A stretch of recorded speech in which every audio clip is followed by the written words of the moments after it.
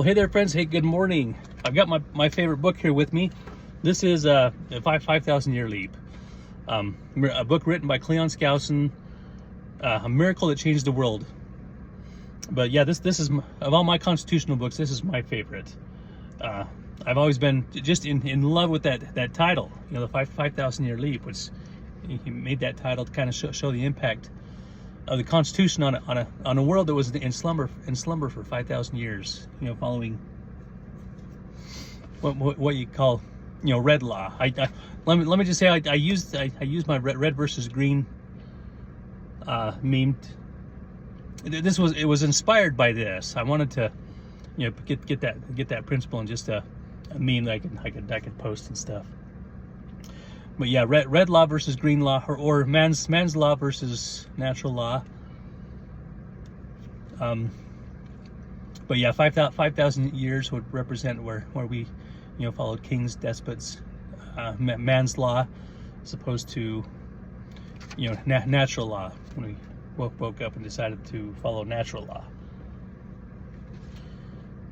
or the Constitution, and just be a free people. So today we're going to talk about the founders' political spectrum. So,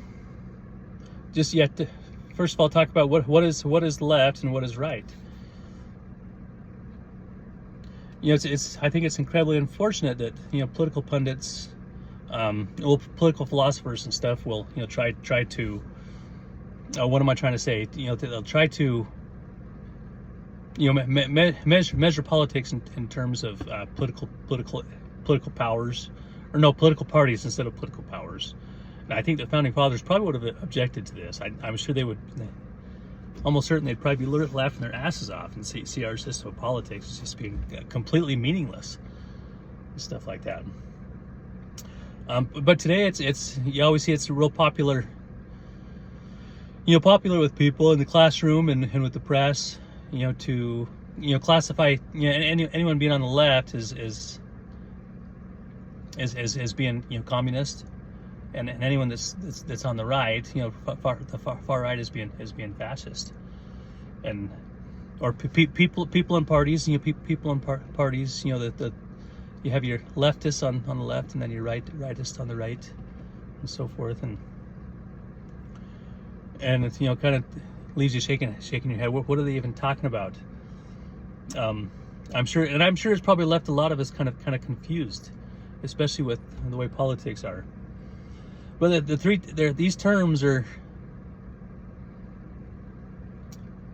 I don't know, they refer to how they were in old European Parliament, the Houses of Congress, how they were.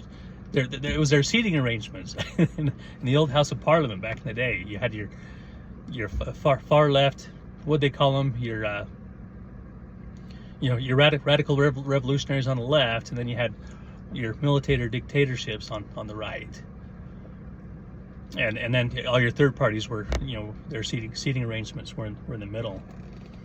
So there really were just seating arrangements. They weren't intended to be how we classify politics and stuff like that. So and this kind of thinking can classifying people is really and putting labels on people can be really misleading if we measure politics and people that way. And why is that? That's because the political parties and the positions they take are often they're superficial. It's like they're shifting sand. They always change. The party that we the platform of political parties of one generation can be completely different, and not even recognizable by the next generation. That's how much they change. You can see that with Republicans. Oh, do I dare say this? Republicans used to believe in the Constitution. We don't anymore. Republicans believe in dictatorships. I'm gonna take some bullets for saying that one. And I'm sure you've all seen it, and all the different ways that Democrats have changed as well. They're just all on shifting sand. It's almost laughable. They're just completely temporary in their positioning and stuff. And then additionally, you guys,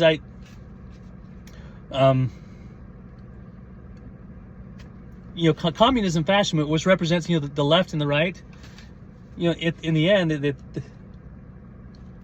they come to, two different names that describe the same thing, which is the police state. Just them having all power. They're not opposite extremes, but for all practical purposes are practically identical. The two-party system. So almost becomes the uniparty. So, and the next episode, we'll talk about how the founding fathers used a more accurate yardstick. So I'll talk about that a little bit. Anyways, hey, y'all have a good evening, and morning. It's morning. Have a great day. We'll see you. Talk to you later.